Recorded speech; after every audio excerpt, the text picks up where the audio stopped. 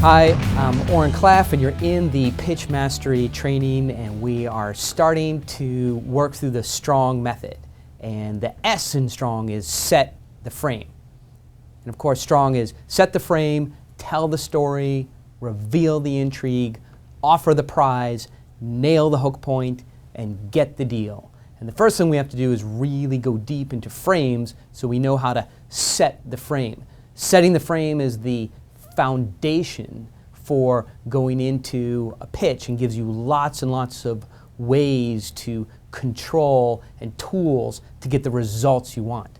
So you'll hear me say this many times over the course of the training, that all social interactions are governed by frames. And of course, business meetings or business calls or even online interactions, email or websites, are social interactions. All right, let's get some definition around frames so you really understand it, all right? So frames are a method the brain uses to keep control over the massive flow of information coming in from your senses. So we know we have 5 senses, and everybody's familiar with those. We've seen the movie The Sixth Sense. We all probably have a sixth sense. But what's not discussed is there's another 15 senses, nerve endings and lots of biological senses. So we have a massive flow of information coming into our brain: visual, auditory, sensory, right? And getting control of these is the job of frames. It's how your mind gets control of the massive inflow of information. In the physical world, frames do 2 things that help you survive, and definitely to get from the beginning of the day to the end of the day alive and with business deals. So when I say you get to the end of the day alive, it's because, remember, we're descendants of people who had just 3 emotions: angry, hungry, and horny, right? That's everything. So the way they interpreted their world was with frames. Our ancestors had to run around all day through the African savannah looking for something to eat and someone to mate with and somewhere warm to sleep at night, right? So frames give you the ability to focus on the most important things and the situations around you and not anything else. Sometimes I'll go like this, and you have seen painters do that, right? They're framing the landscape.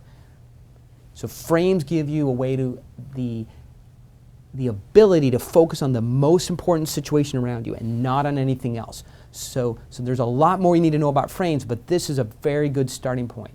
Let's use this example so you can understand it in use.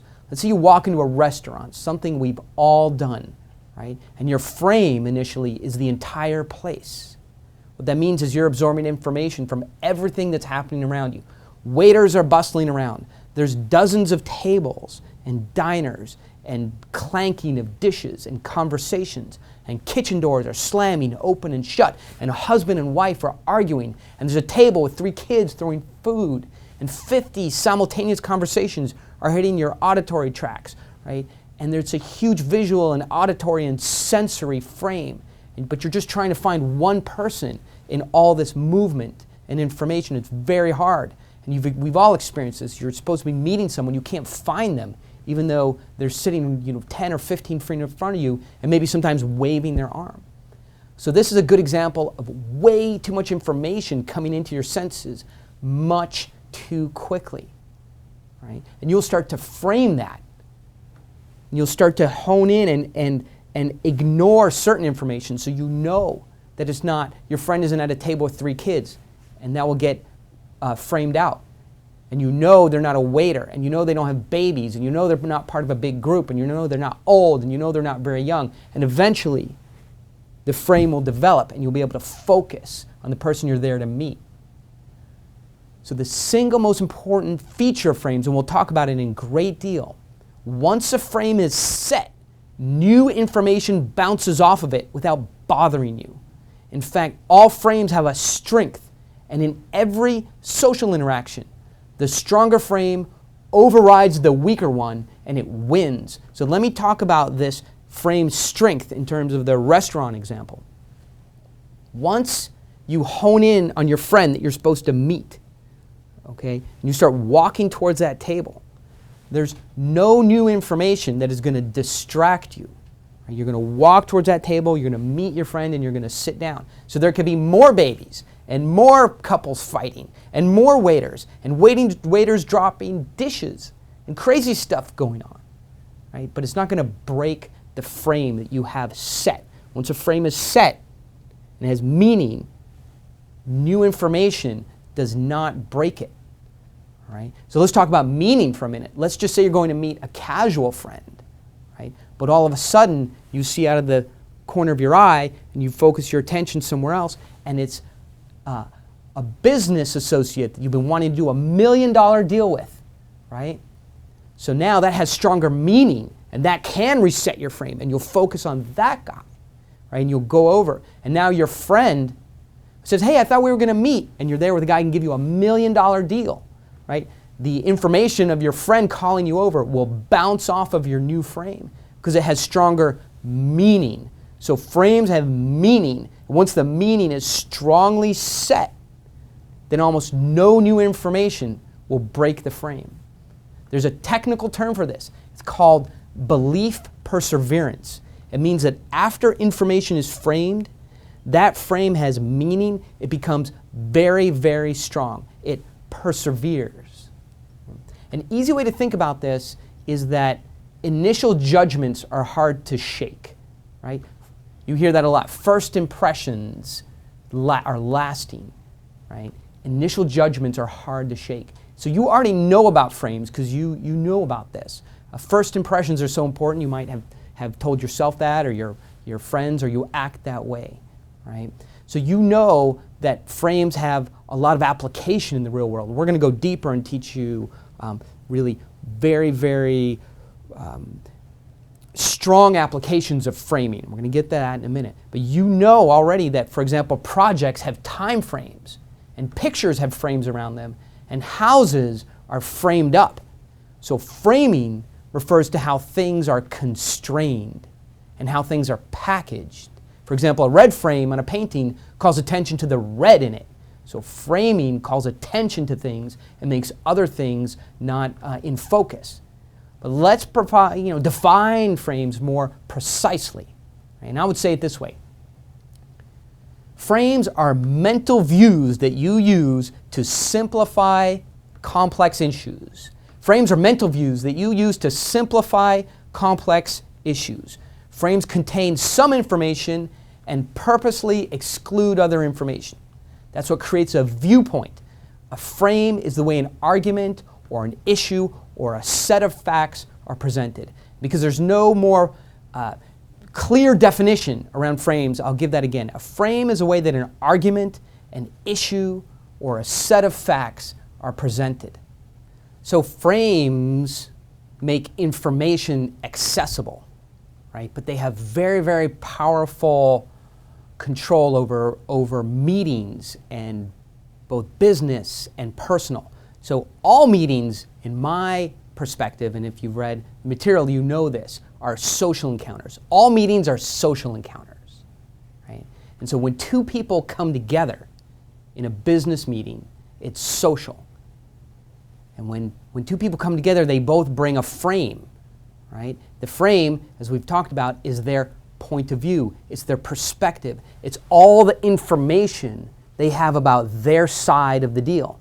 So if I go to meet you and I'm bringing my frame on the thing I'm trying to sell you, my point of view is that it's worth $5 million because I know everything about it, right? That's the frame I'm bringing to the situation. The frame you're bringing is that you may or may not need it, and you're not ready to buy it. You're not even sure you want it. And in your frame, it's worth $1 million. So when frames come together, they are incompatible, right? They come. Two dominant frames or perspectives or points of view cannot be in the same place at the same time. It cannot be that my point of view is that it's worth $5 million and your point of view is that it's worth $1 million. Those perspectives cannot be in the same business meeting at the same time, right? One frame has got to become the dominant frame. So frames come together. and they crash into each other, and they collide, and they crumple each other like a slow-moving car accident, and they bend and morph, and they battle for dominance. And eventually, one frame breaks the other to pieces, and it absorbs the frame. And so stronger frames absorb weaker ones and become the dominant perspective. But it has to be this way. You cannot have two dominant perspectives in the same business deal, in the same meetings. So meetings are social encounters. Each person brings their own frame. Frames come together. They collide. They have crumple zones. Eventually one frame breaks the other, and it becomes the dominant. The other becomes the supplicant. The dominant frame absorbs the weaker and becomes the point of view for the social interaction. And all meetings work this way, and you'll begin to observe this when you start to look for it. But let me give you the tools, so when you're seeing people come together, you can see this happening. And after a while, you'll visualize, here it comes, and here comes the other one. Oh, I just saw them collide. That was painful. Here we go. That one's breaking the other one. Now it's absorbing it. Oh, I just saw that guy get frame control. That was cool and amazing. And you have a way of experiencing the world that you didn't have previously. And it's a very fun way to begin to look at social and business interactions. So there's 5 frames that you need to know. And these are ones I use every single day. Right? The prize frame, which we talked a little bit about in the introductory material, but I'll go through it now. So the prize frame happens in every business meeting. One person views themselves as the prize. So if I am the buyer, I view myself as the prize because I have money.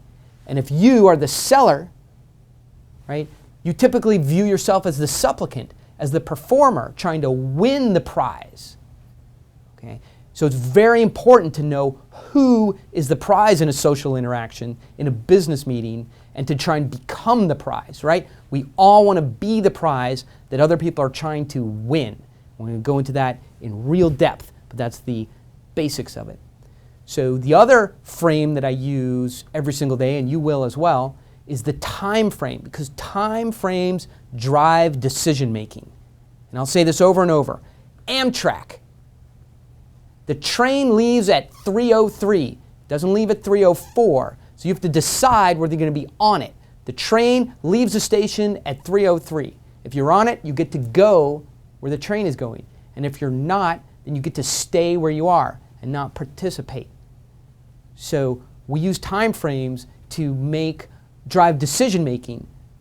Right? So it's very important to learn how to set time constraints. We're going to go deep into that. Right? So these frames you'll soon be using with greater control than maybe you use them today. Right? The cool thing is you already know and use prize frames and time frames. I'll give you a quick example. We know as humans things that we try and get training for. So for example, people go to karate and they go to defense training and they learn lots of moves. But I went to a training program last weekend in Las Vegas, right? And they showed us a great video, which was 2 street gang guys fighting in the street, and they're hitting each other, punching each other, and they're grappling on the ground, and no one's really winning. They're switching back and forth, not really doing damage, but they're just fighting. And it's interesting. Then all of a sudden, out of the frame, comes a large, overweight, out of condition woman, right? And she kicks one of the guys right in the head, and he flies off and is completely incapacitated. And the instructor made the point, she has no training whatsoever, and she just did a better job in that fight than any of the participants. So we know how to do things as humans without much training.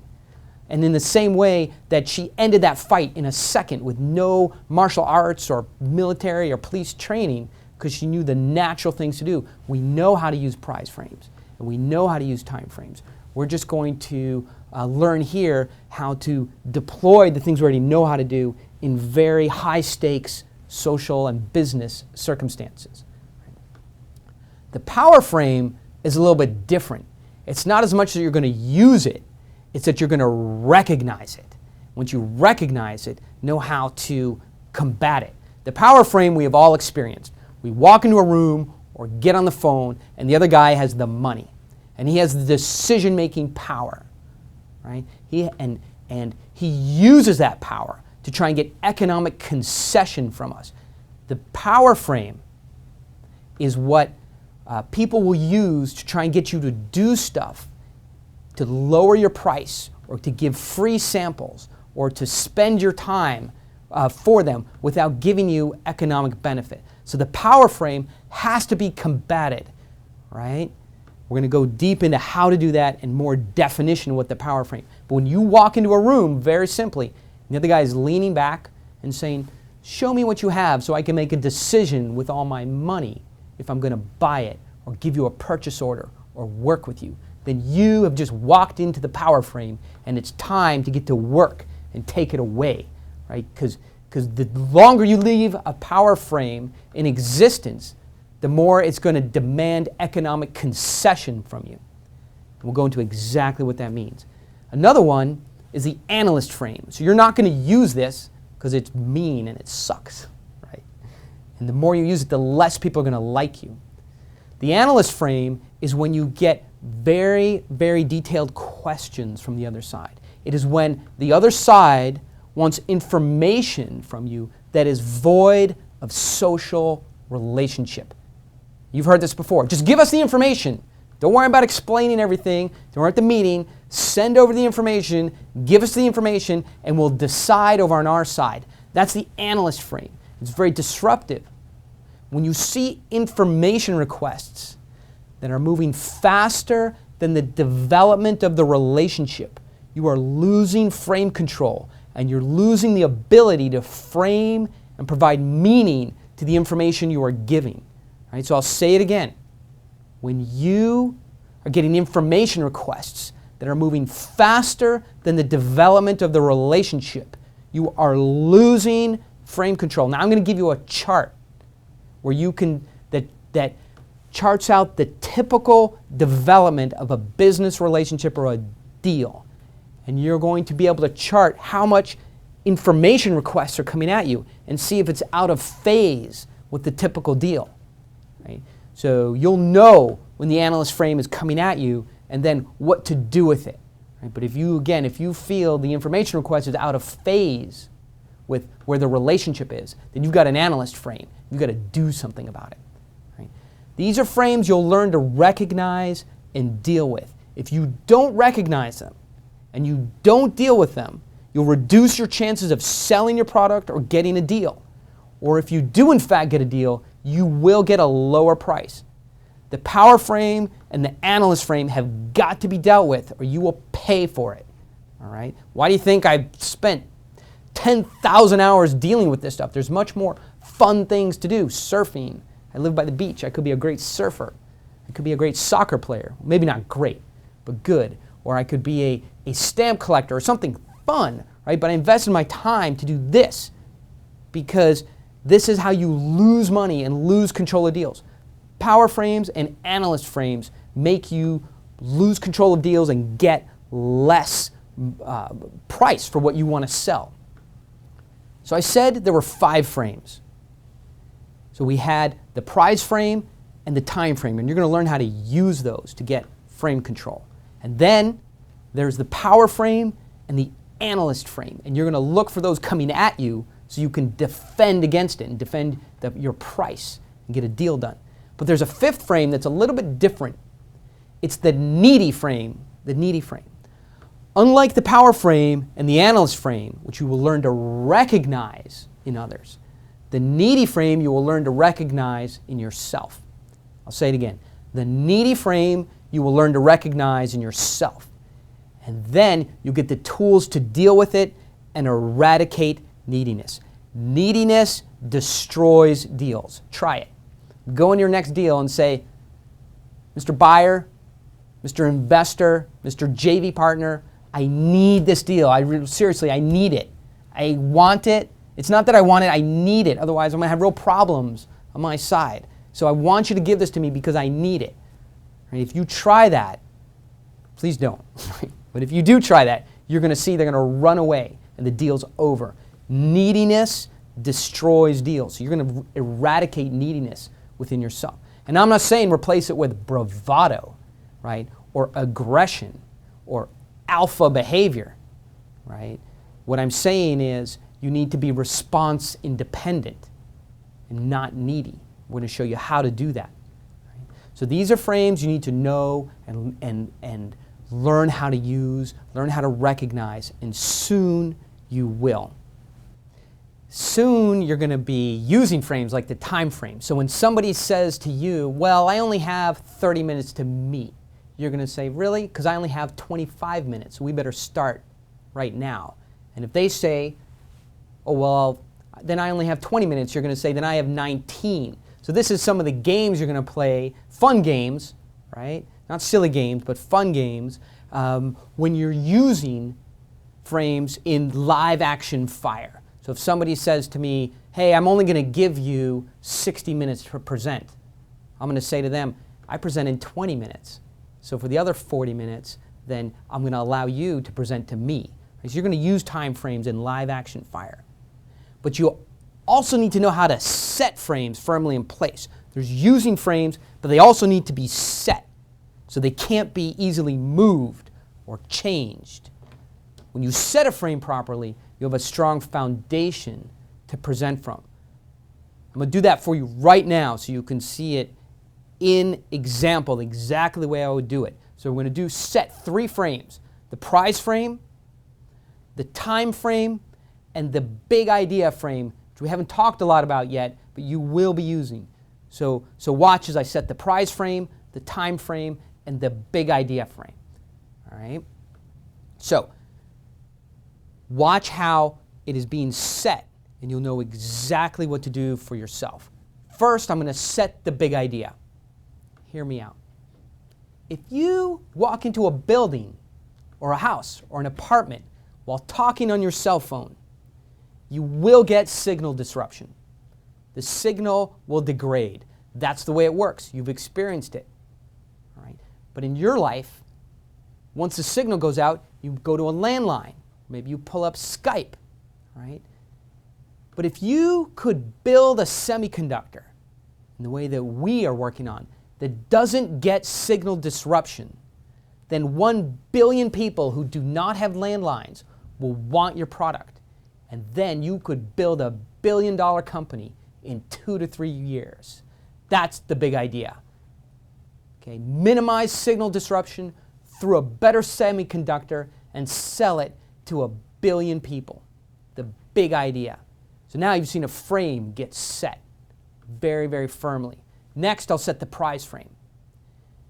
Because we have a working prototype of this semiconductor, and we also have advance orders from France Telecom, AT&T, and Verizon, we are not seeking out investors. Oh, we're going to take investment, but we're interviewing investors. We're going to find the right ones that we like, and we'll allow them to come into our deal and be our partners. That's the prize frame being set very, very firmly. Next, I'll set the time frame. In the next 30 days, we will have selected the investor who we think adds the most value to our deal. And then we'll go forward with that partner together. So please prepare yourself for a different process than maybe what you're used to. Right? Prepare yourself to explain your value add, and just beyond just your money. Explain what value you bring to us. So that will help us select you as the investors that we're going to allow to give us money. So now you just saw 3 frames being set very, very firmly. And hopefully you had a sense that they're almost immovable the way that I've set them. So you're going to use frames in dynamic situations to get control of social environments. But going into meetings, you're also going to use frames to set the context and set what you're willing to do and what you're not willing to do, and what the time constraint is. Right? Time frames drive decision making. Prize frames drive who is reacting to who. All right? And the big idea frame sets exactly what the stakes are. You'll be using those. When you frame correctly, you're looking for certain results, right? I said it was fun, and we do this for fun, and it's great when people are reacting to us, right? the way you know that you've set frames correctly. Right? You're looking for certain results to happen. Again, in this martial arts training, we learned this defense training. Right? When you hit somebody properly, you don't have to guess. You're looking for a certain reaction to them. So when they bend over and throw their arms out, you know you've kicked them in the nuts as well as it can be kicked. You cause damage because you see this. That's exactly what humans do when they get kicked there. So I want to describe the results you're looking for, the equivalent, so you know that you're getting frame control and deal control.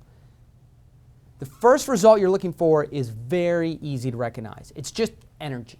It's just a feeling that people are paying attention to you. You know what this feels like, that they're interested in the next thing that you're going to say.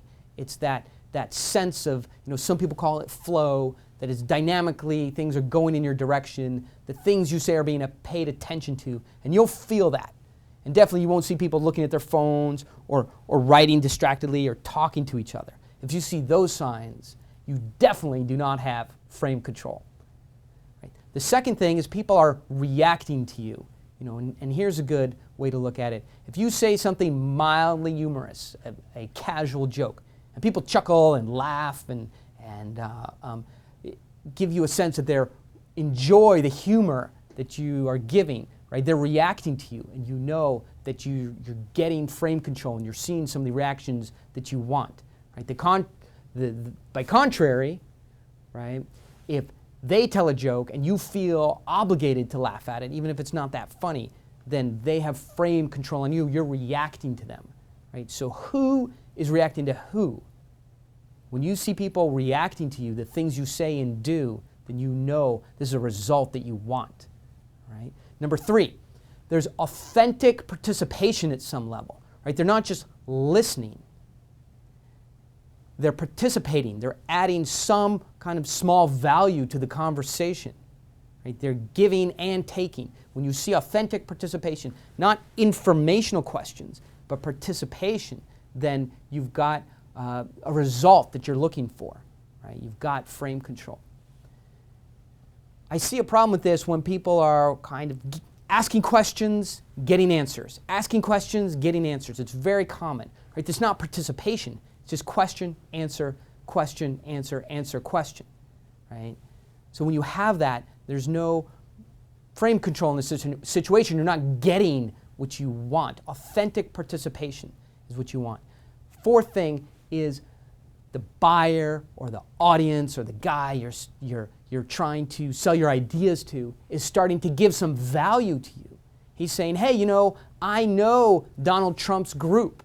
I know Steve Wynn. I know Bill Gates, or whoever is relevant in your business. I should connect you to them because this could be valuable to them too. Or I'd like to get their ideas on this product or idea and bring them into the conversation. So when they're providing value, right, and contributing and making this a situation where both people are providing value, then you've got frame control, and it's working very well. So the other thing you see is a very healthy tension in the social dynamic. It's not just information, question, information, as I've said before, right? There's some kidding. There's some, hey, I don't believe that. Why don't you explain that to me a different way, right? Or some of this prizing behavior, which we talked about. I'm trying to think of a good reason why I would let you be my customer, right? That's a healthy tension in the social dynamic. And you're going to look for some of this jostling back and forth. Maybe if your buyer says, well, I kind of like your product, but I probably need to go look at 10 or 15 other people who sell this kind of thing and see if they're as good as you, right? If he says that in a shrill, bitter, mean way, right, that's not a healthy tension. But if he says that with a smile on his face and he doesn't really mean it, he's just teasing you, that's a healthy social dynamic. And that's what you're looking for, so you know you've got frame control. And this is my favorite. And this is how I know I'm doing an amazing job. There are just weird reactions from people. You know you're doing a great job when they spill their coffee and they tell inappropriate stories. They're trying to proof themselves to you socially. And if this happens, you're doing a really great job. So many times I will give a pitch and I'll include in it the story, right? So we're in S of strong, setting the frame, and T is tell the story, the thing you'll learn next. But when I tell a great story, and I give people a chance to tell their own story, what will happen is they'll try and do it as well as I do, and they get frazzled, and they'll say weird and inappropriate things because they don't know how to do it. They're trying to mimic what you're doing, but they don't know what you're doing. And the second they say something weird and inappropriate, they spill their coffee, right? And then they mop it up, and then they're trying to come back from that. And you should just lean back and say, when this happens, I have frame control. Right? So you already know how to set and use frames. And I'm just expanding your application of the things that you know how to do. Next, we're going to move into the specifics of time frames.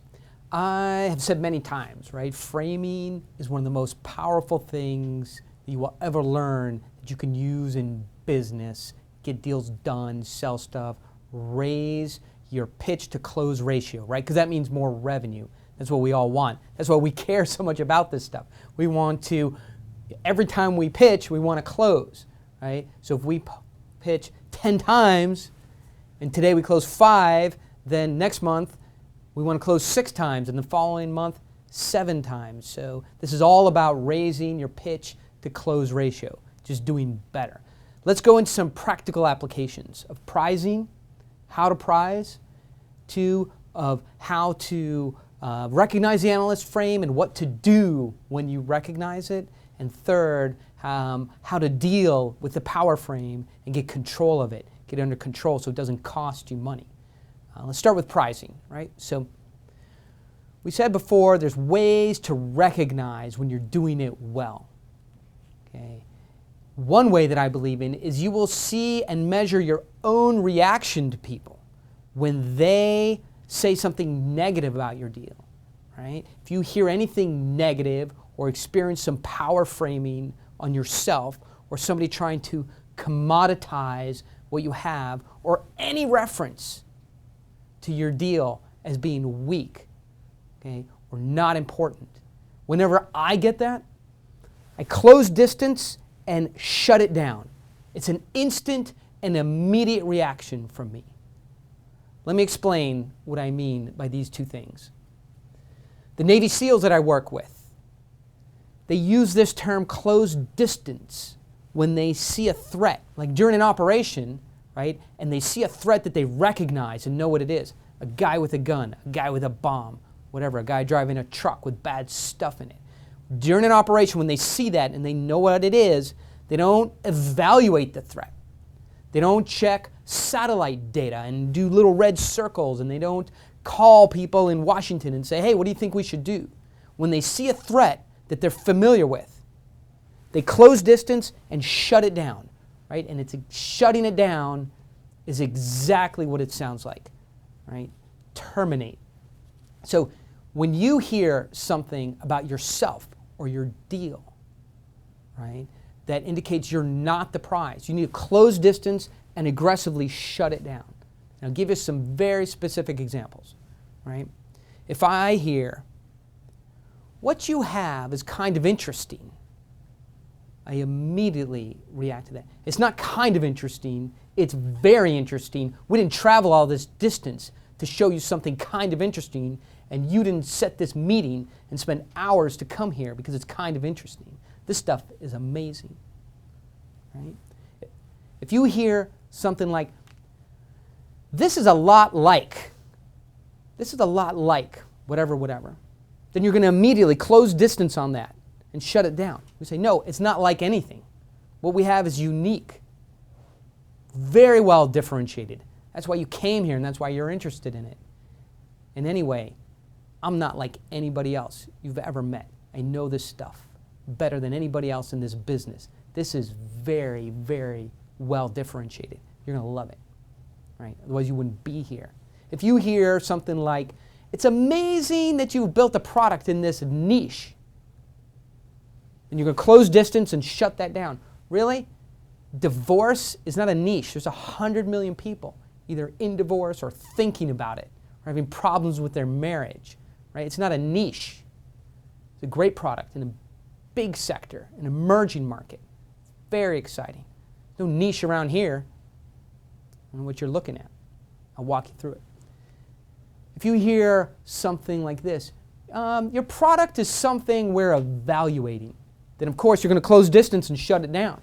And you're going to say, well, there's some confusion here. Actually, we're evaluating you. You're not evaluating us. You're going to move on from that. Especially if you hear something like this. Well, you have to talk to our purchasing department, but I'm warning you, they are tough. Then you're going to say, well, I think you should call them up and warn them that we're tough. That'd probably be a better use of your time. We're tough. Warn them, those bastards. Okay. So when you hear something that tries to reframe you as not the prize or indicate any kind of weakness or softness, whoosh, close distance, shut it down. Right? These are very different from what I call no-fit statements. Right? You cannot attack someone. You cannot close distance, shut down when they don't have a need for what you have. When somebody says, we just bought one, we have no money left. We don't have a budget. It's beyond our reach. It's too big, it's too small, it's too pretty, it's too ugly. Right? You can't argue that. That's not prizing. So you can't attack that or reframe it. If it's not for them, it's not for them. There's other ways to deal with that. Okay? In the grand architecture, it's mainly not to be in front of those people. But if somebody says, it's too ugly, and we don't buy these kind of ugly things, like it might be the Four Seasons, and you're selling polyester lawn chairs, right? You can see it's just not a fit. It's too ugly. They're not going to buy it. Once you find that out, there's no amount of framing that's going to make the Four Seasons buy polyester lined lawn chairs. So, but when you do hear somebody indicate weakness, okay, get on top of that and don't let it continue. And we'll give you all of these in the workbook so you can see them written down one by one. We've asked before, how do you know when you're successfully prizing? Here's an example, right? You hear people say something like this. Oh, we might select you if you give a good presentation. And then immediately within yourself, you know that's wrong and you reply, I think you should worry less about selecting us and more about proving to us that we would want to work with you. Right? When you immediately know to say that, I'll repeat it. Guys, I think you should worry less about selecting us and more about proving to us that we would want to work with you. You know, now you're prizing and you got it. That should rise up within you. Right? Anytime somebody says, demonstrate your worth to us, you should immediately know, wait a second, I'm the prize. You guys need to demonstrate your worth to me. Can't say it enough. Right? Prizing, it's not puffery. You're not blowing up your chest and you're not peacocking. Right? And it's not some kind of internal motivation. It's you acknowledging your own value to yourself first. Then you can do it to other people. It's not motivational. It's not getting pumped up for the big fight. I'm going to kill that guy with my right. Right? It's not about internal motivation. It's really understanding your value and then making your value the prize other people have to win. Right? Here's how you build and strengthen your prize frame. Build it. Right? This is in the workbook, but we'll do it now. You're going to take out a piece of paper. You can do it on the fly if you don't have the materials with you. 3 columns. Column 1, what do I have? Column 2, what do they need? Right? That's all good and well. It sounds like basic sales planning. But for prizing, you need a 3rd column. Where am I dominant? What do I have? What do they need? And where am I dominant? So I'll give you an example right, we can all relate to. So let's say I sell blue plastic frogs. Okay? So what do I have? I've got blue plastic frogs. Right? They have 3 gigawatt of insect zapping power. I myself have 5 years of training in insect destruction, right? And I know this industry very well. I have lots of industry knowledge and white papers, and I know all the players, and I'm very familiar with the industry. And the other thing I have is my frogs are expensive. We have fast delivery time, but they are expensive. I mean, that's what I have. So what I have is not what do I think other people want. It's what do I really have, both my pros and my cons. What do I have? And so what do they need? What does a customer need to hear? They need dead insects, right? They need a really, really high quality salesperson. They need protection from buying bad products, because there's lots of weird blue plastic frogs on the market. If you don't buy it properly, then you're going to lose a lot of money. They need protection from bad buying, right? They need market insight, because this stuff you really have to understand how to use it once you have it and get it right. And they need good pricing. I mean, that's what they want. That's what they need. So where am I dominant? So I don't have everything they need. Like, I don't have good pricing, right? So where am I dominant to all this? So for me, my integrity is one of the greatest things I have. And the other salespeople in the industry just aren't as integral as I am. I have more industry knowledge than the next guy.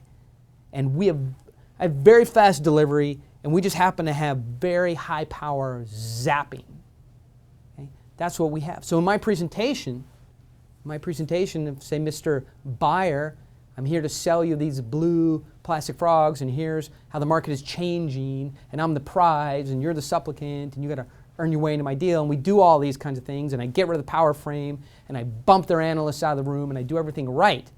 I'm still going to hear stuff, okay? I'm still going to hear from them, well, we're thinking about the price. You know, your price is not that good. But then my prize frame is going to kick in. And I say, hey, that's good.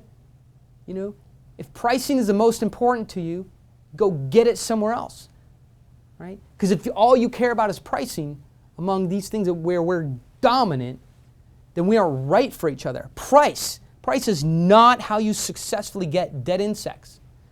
It's just how you save money. But it's not in other businesses, price works good. You know, you buy rice by price, go ahead. But in this business where you need results, dead insects, you can't do it by price. If price was the key determinant of success, we would do it that way. We would make this stuff cheaper, okay? But you can't win with cheap blue plastic frogs. The right way to win in this market, right, is you get someone like me who knows what they're doing, right? It makes price irrelevant. You pay to get me because I help you buy this stuff correctly. These things are complicated. If you don't buy them through somebody with experience that you can trust, you get bad results. You don't get dead insects during the farming season. You get lots of supply that you don't need. You get control units that don't work, right? So if you want to focus on price, you got to go somewhere else, because we have great delivery, which is what you need to succeed in this market. And we have myself, and I know everything about this stuff, and you can trust me. Those are dimensions that you should care about, because that's how you get results. So when you hear yourself saying things like that, right, then when somebody questions you on price or points at some weakness, then you're going to immediately prize yourself in those dimensions where you're dominant. Now we're going to do something that I love, which is dealing with the analyst frame, because it was one of the most difficult things for me to solve, right? You're sitting there making a presentation or on the phone, and an analyst comes on, starts asking you all these very specific and difficult questions. And every time they ask you something, you stop giving your presentation and are answering factual questions. Right? It's very disruptive. For years, I could not figure out, A, how to recognize it early enough, and B, how to deal with it. So that's what we're going to do right now, is learn how to recognize it and learn how to effectively deal with it. The analyst frame is recognized when you see the buyer or the buyer's team doing deep due diligence, right? Asking for lots of information, getting factual polls before there are three things in place, right? Before there is wanting, right? If they're asking for lots and lots of information before they exhibit that they want what you have, we want it, right? We're willing to work to get it. It's the analyst frame you see coming at you when there's more and more information requests before they have wanting. Number two, before there's a healthy, collaborative, and working relationship with you and the other side. Right? If you're getting lots of information requests where there's a healthy, collaborative, working relationship, then you know you're dealing with the analyst frame, and it has got to be put down. 3, if you're getting lots and lots of information requests before there are basic deal terms in place, before they're exhibiting wanting, but also before they know roughly what the price is, roughly what the delivery timelines are, roughly what they're going to get, right? If they're asking for lots and lots of stuff, information, reports, spreadsheets, data, contracts, all the stuff, customer reviews, right? Access into the website, seeing the code, these are all information polls. If the basic deal terms haven't been discussed and they're asking for all that information, you know the analyst frame is coming at you. Let me give you the most basic example of the analyst frame taking place, right? You hear this. This looks interesting. Why don't you send us a proposal for us to review? Right? That is the analyst frame in full effect. And of course, you want to deframe it and reframe it as quickly as possible. Right? When somebody asks me for a proposal, my temperature goes from 1 to 10 immediately. It's the biggest waste of time. Right? I'm not going to send you a proposal, spend hours writing something out, email it to you for you to read over there when it's not even clear that you want it. We don't have a working relationship. Okay, what sense is that? So you know the analyst frame is coming at you when the information requests you are getting are out of phase with the buying process. When the information requests you're getting are out of phase with the buying process. Let's go into that and make it very specific. So in the worksheet, and we'll put it up for you, right, what a typical buying process is, at least in my business. Yours will be a slight adjustment from this, but it will be similar, right? In phase 1, you're going to introduce your product and your ideas to the customer, right? Phase 1. In phase 2, you're going to establish buying timelines and basic terms and pricing bookends. Phase 2. Terms, timelines, rough pricing. Phase 3, you're going to explore options, product options, and how you might work together. Now there's some real work happening. You're going to discuss competitive offerings. You know, they're going to say, hey, we're thinking about buying a John Deere, and yours is made in China, right? How do you guys deal with that? And you're going to overcome these basic objections, and you're going to establish compatibility between you and them. And if it's a larger sale where there's a company to company, you're going to get connectivity between the two organizations. Your CFO is going to talk to their CFO. Your engineers are going to be talking to their engineers. Your salespeople are going to be talking to their buyers. Your CEO is going to be talking to their CEO. There's compatible people in your organization are going to connect to the compatible people in their organization. It's called establishing counterparts. And in this phase, there's going to be momentum. It's just going to feel like the wheels of progress are grinding. Everything's not going perfectly, but it's moving forward. 2 steps forward, 1 step back, 3 steps forward, 2 steps back, and then hopefully 3 steps forward, and just that's it, 3 steps forward. There's momentum. In phase 4, now we go into information polls. There's testing and deep analytics in your product, and they want spreadsheets, or they want test data, or they want customer reviews, or they want the white paper, or they want more and more detail. But it's kind of okay here. You're in phase 4. You're almost closed. Here you should be seeing high quality due diligence. They want to review contracts that you have. They want to visit your factory or test the product, field testing. You're going to see some real due diligence here. And in phase 5, the closing timeline is established. Everybody knows when they're going to pay and when they're going to get delivery. People have each other's cell phone numbers. Emails are going back and forth late at night. It just feels like the closing is real and it's going to happen. So those are the 5 phases of a deal happening. Might be faster in your business, might be slower, but it's going to be something similar. When the amount of due diligence and information requests and document polls or questions that you are getting are out of phase with these 5 progressive steps, these 5 phases, right? When they're out of phase with this sequence, you have an analyst frame on your hands. And there are many fixes to this, and you will want to fix it, right? So the basic frames to use to fix the analyst frame, to get control over it, right? Well, one is a time frame. You could say just like this. Guys, all this information requesting, all this stuff that you want, right? This is going to chew up time when we haven't gotten accomplished the basic milestones for this phase of the deal. Just like that. You're going to call it what it is. This is going to chew up time when we haven't gotten more important things done. Who can argue with that, right? You might say it exactly like this. Guys, why waste our time going through specifications, looking at code, looking at contracts, doing in-field tests when we don't even know if we want to or can do business together? That's exactly, so you use a time frame. This is wasting time. Right?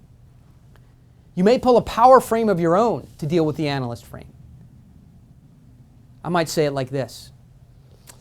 In getting lots of information requests too early in the process, I might say, hey, look, until you prove to me that you're a good customer, right? And by a good customer, I mean you don't break the equipment, you reorder parts when you're supposed to, right? Until that happens, I'm paying to be your supplier, right? Paying to be your supplier. I have to spend money to earn you as a customer and support you until I get break even. So if you want my money, I'm going to need you to do a couple of things. First of all, throw this analyst out of here. He's wasting my time. Okay? So you might not say it as aggressively as that, but that's the structure that you're going to want to use, right? You're using my money. I'm investing in this process as much as you are. Yeah, you might be the customer, but I'm putting money to work here too, right? I'm going to waste my time with analytical questions until we know more about whether you're going to be a good customer. Right? So you're going to do that. This is very useful, this next thing, the value frame, right? The value frame. So when you see the analyst frame coming at you and you're getting all these information requests, right? I think you can say very credibly, we'd like to have the analysts here with us today, on my side as well, and on your side, add value to the deal. Right? Add value to the deal. Because this kind of due diligence that you guys are asking for, this information that you're asking for, can be done in breakout sessions. We don't need myself and yourself, management teams here, our teams, right? This can really be done in breakout sessions or by email, right? We didn't fly here to do stuff, meet with you, discuss terms. We didn't spend all this time flying here to do stuff that can be done on Skype, right? So what you're doing here is you're saying, hey, this analyst that you've brought, besides chewing up our time with out-of-phase questions, what value can he add, right? Now, this is interesting. When I do deals, I bring a team, right? So there's myself, there's my partner, we will have an analyst. And then they will bring a team. They may have a couple of analysts, a couple partners, right? And so there's lots of people. But you guys might be facing person-to-person selling where they don't have a team. There's just you and them. But they still will be asking all these analytical questions. And you're going to treat those questions like the analyst. Right? So you're going to do the same thing. Hey, all these questions that you're bringing, right, they can be done in a breakout session, or we can do that later on Skype or by email. Let's focus together, you and I, on the time we have, on getting a relationship, making sure you want this product, making sure we would work good together, making sure I want to invest in getting you as a customer. So it doesn't just require teams. You can do this person to person. I've said that you already know how to use this stuff and probably use it daily. And again, give us some examples of time frames that you do use and that you do know.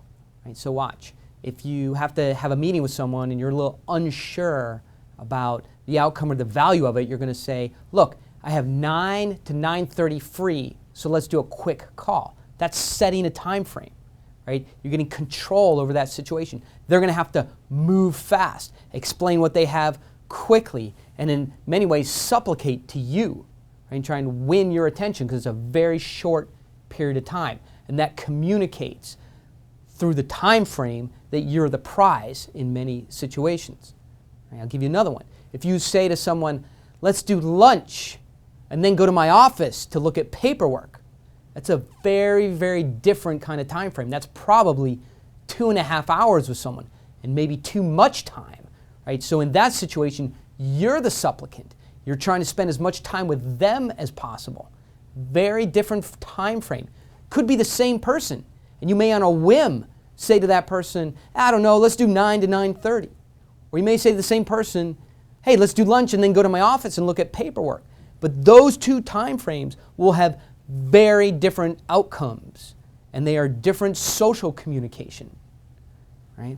I'll give you another one that I'm sure you use. A meeting is going on that was set for an hour. You'd be happy to stay there 2 hours, but you just have something else to do. Another meeting you have to go to with your manager or the CEO or a customer. So you say, guys, because you have to say it, we have 10 minutes left. So let's try and put a fine point on today's discussion. You have to say that. And that is a time frame, and it makes everybody scramble to summarize and make their points clear to you. So you've used time frames, and I'm going to push you to use the same kinds of time frames when there are not natural constraints. The examples I've given you are natural. You only have a certain amount of time, or you have a lot of time. You only have 10 minutes. Those are naturally occurring. But I'm going to help you push time frames when there are not natural time constraints. Right? You're going to build and manufacture time constraints. It's going to feel a little unnatural. Because if you say to someone, I see it all the time, you have to decide by Friday. And if it's not real, the other person will know it, that they can wait till Monday and it doesn't make a difference. I'm going to help you manufacture real time constraints that are authentic and that you'll stick to, but that drive decision making from the other person. Now look, this has nothing to do with car sales. Right? So they say to you, this price is only good by the end of the day. That is a false time constraint. And if it's not false, it's aggressive. Right? That is a deadline, and we don't use deadlines, we use constraints. So if I meet you and I say, you got to decide by the end of the day or you can't get this deal, that's a time deadline. And it may be true, but it's way too aggressive for my taste. What I would be more likely to say is, I have today to work with you, and the next couple days we need to work together to decide if this is for you or not. But definitely, by next Monday, we have to reach a decision because it can't go beyond Tuesday.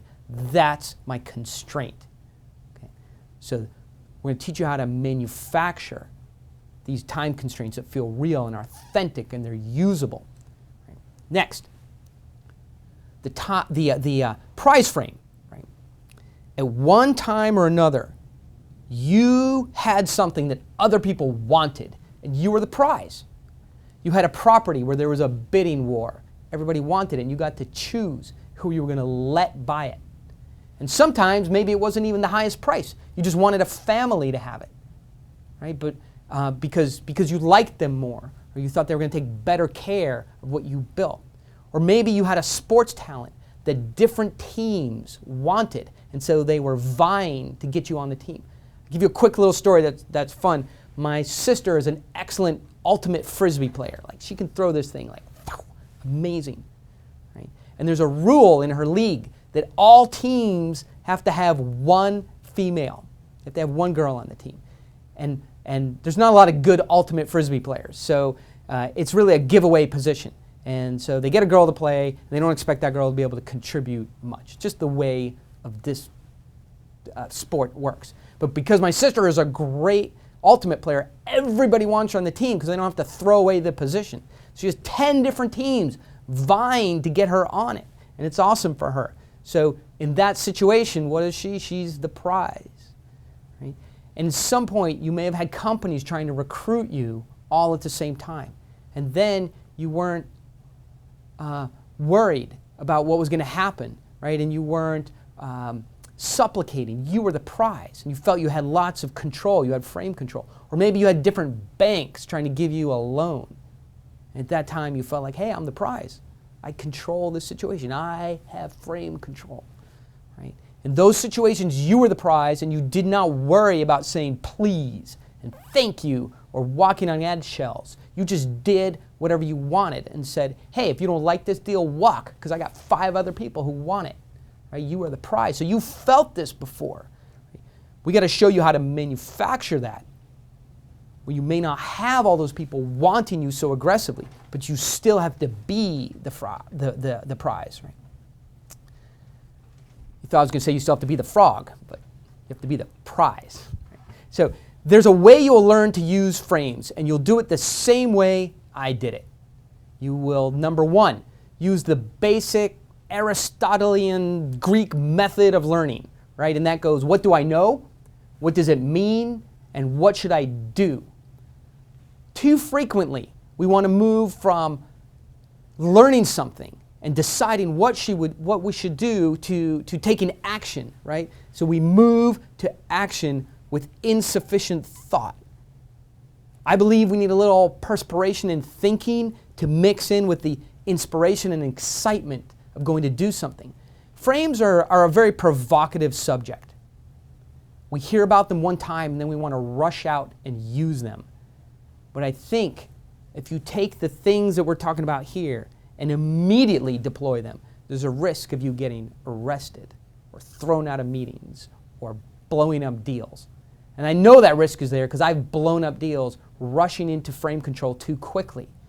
So I recommend an approach now of perceiving, right? Perceiving and then going to understanding and then taking action. Perceiving, understanding, then taking action. In perceiving, we're immersing ourselves in the material to gain awareness of it and develop a knowledge base.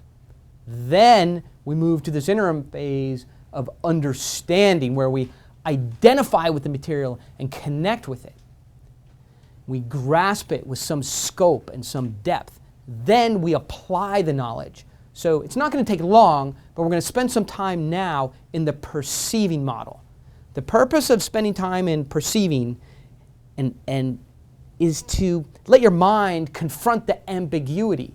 Right? I'm telling you to create time frames where you otherwise might not, to become the prize when you don't have the natural power to do it. So you need to confront the ambiguity of what I'm talking about. You need to process the complexity that we're discussing here and see a path through it. I'm going to help you down that path, but your mind has to get control of it as well. So those who crave action can allow their impatience to dominate their thinking and miss important learning and immersion in the material. And if you move too impatiently to action, you will miss the learning that we're doing now. So keep going with this.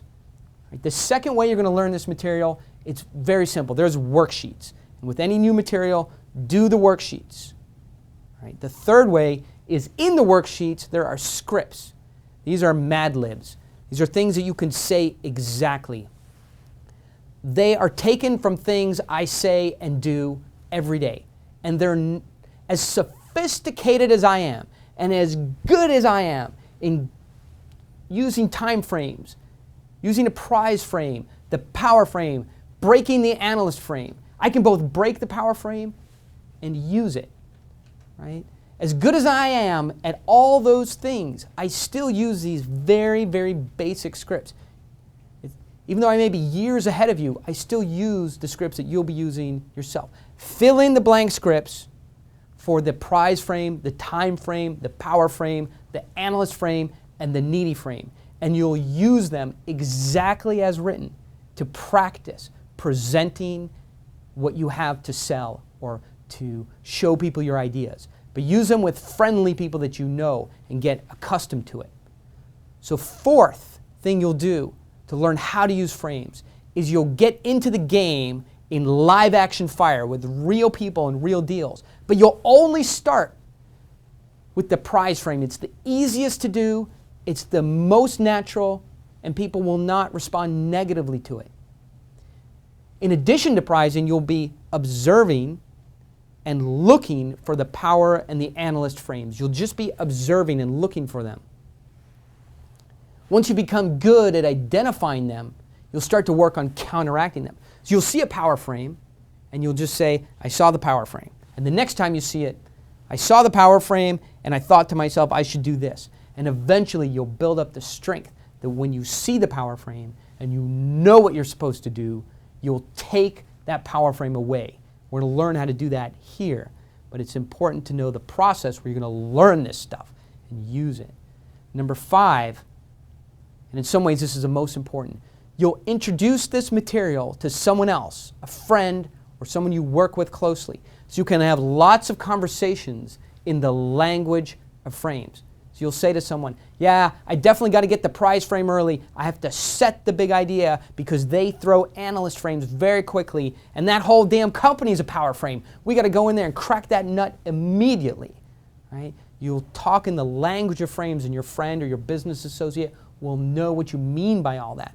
That is how I got good at it. Long walks, long lunches, workouts where we're just talking about framing and frame control in this language. You know, it's fun. Nobody goes on a hike or out to coffee for hours talking about calculus. Well, not nobody, but at least nobody I know. About economics and about algebra, right? But frames people do because it's a very, very interesting and fun and social subject. Oh, now we're going to take you into a Q&A discussion I had with a small audience where they ask some very good questions. And these are the questions that are likely in your own mind right now. And I think you're really going to become immersed in the subject of frames in the next segment when you hear other people asking questions and seeing very complete descriptions of how to use frames and some more definitions. So let's go into the next segment about frames. How do you outframe an expert in your field? Ooh, I love it. So the hardest question I got to get first. This is great. I run into this all the time because as an investment banker, I pitch deals that I'm familiar with from a financial standpoint. Like I know their income statement and balance sheet and statement of cash flows and their revenue pipeline and their upside and downside protection and what their customer contracts look like. But usually, I don't know the technology very specifically. So someone will say to me, you know, if I'm pitching a deal, someone from the investor side or the buyer side will say to me, well, we just don't think those semiconductors can process at a 1,000 micro-unit pace, and that can't be manufactured at an 80% gross margin. We just don't believe in these technical details you're telling us about. Can you give us proof points? Right? So they challenge you on, they bring their experts, challenge you on something you don't know. Right? That's the analyst frame, the expert frame, and you have to find a way to deal with it. Here's what I do in a very practical way. So that comes at me, and I say, guys, listen, we have 1 hour here, an hour and a half maybe, if I give you a little extra time. All these details are in this black binder right here, okay? All the technical specs, and it takes hours to pour through them. But I don't think we should waste our time together going through the minutia, the technical details. We would not be here with a $200 million deal, okay, with hundreds of investors already put money in, with customers, if these technical specifications were not accurate, right? So at the right time, you bring your analyst, and we'll bring our scientists, and they'll all sit down in a room, and they'll go through the binder, and we'll show you exactly that the specifications are accurate. And look, if you want to blow out in due diligence, right, you find something that's not true or doesn't work, then you blow out in due diligence. There's nothing we can do to stop you. But let's not waste our time here. Time going through the technical details. A, we don't have enough time. B, we don't even know if we like each other yet. And we don't have terms. So let's not blow the deal up on details, technical details, before we even know if a deal can exist. We would not be here lying to you or somehow miscommunicating the product. Okay, we wouldn't have gotten this far in the world if that was the way we did things. The black binder, we're all going to go through in due diligence. And again, if you want to blow out, then blow out. All right? But I don't know if I like you yet. Let's figure that out first. All right? So that's how we're going to answer that question. Okay, who's next? Okay. Yes. How do you set the frame at a pitch fest or similar cattle call? Yeah. Another hard question at the beginning of the question, but it's a good one. All right. Many times you have to pitch into a process, a job interview, a pitch fest, a bake-off for an advertising agency, or where there's a process. You don't have control over the process, right? So in essence, the buyer is interviewing you in little vignettes. And to me, it's like a credit card application. All right, this would be my example. If you're filling out a credit card application, you can't write an essay, right? You can't attach a USB chip and mail it in and say, look at my video. You can't say, check out my YouTube video that I made on why I should get this credit card. You have to fill in the little forms, and you leave out your birthday or your social security number or the last 2 places that you lived at. They just chuck it. There's a process. You cannot blow up the process. All right? But what you can do is make sure that if you're there with your time and you've left your work, right, or you've left doing something to be in an interview or a pitch process, you can make sure that you're getting attention, right? And if there's any sense, right, because if they put you in a process, then they owe you attention. So if they're glancing at their watch or checking their phone, right, then because you've agreed to a process, you can turn the axis of power 180 degrees and say, this is a process, right? If you can't run your own process properly, then what am I doing here, right? So when there is a process, you are going to require, if you're going to have to live in the process, you're going to require the other people to live in the process, right? We had a question earlier. Someone says, hey, I'm in an interview process, right? It's supposed to be just 15 minutes long, and they're looking at their phone and sending a text. What do? Say, you don't allow it. You say, excuse me, right? I left doing something important to come here and help you out, right? And we're going to spend this time getting to know each other. And not only are you looking at me, but I'm considering you. I have lots of choices. And as I'm considering you, I'm thinking, wow, she only has to pay attention for 15 minutes. She can't seem to do it. And I'm starting to question myself why I would ever want to work with someone like that. So look, I'm getting off a little bit on the wrong foot. Let's shake the Etch-a-Sketch upside down and start over. All right? I'm going to go back 2 minutes, and you may have missed that part. And let's go through this process together, right? You giving me the attention that I deserve for having such a, bringing you the chance, to look at my experience or my product or whatever it is, okay? And the same token, I'll do my best job to add value and teach you about something you might not already know, right? And that way, we will have a good relationship, right? But you checking your phone, what the? It's horrible, okay? So that's a way that we can address that, and that will be effective for you. So, okay, what do we have next?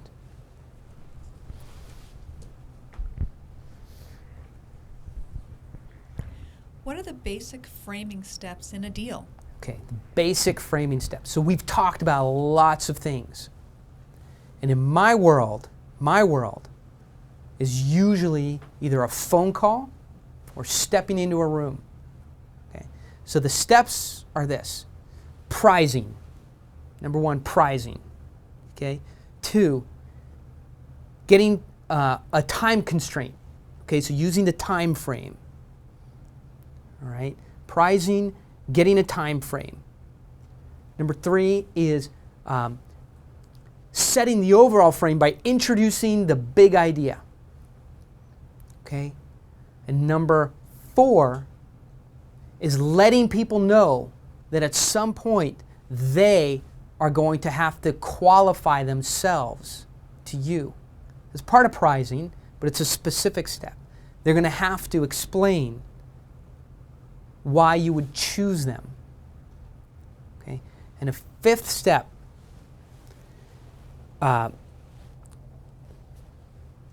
beyond the letting people know they're going to have to qualify back, is raising your status.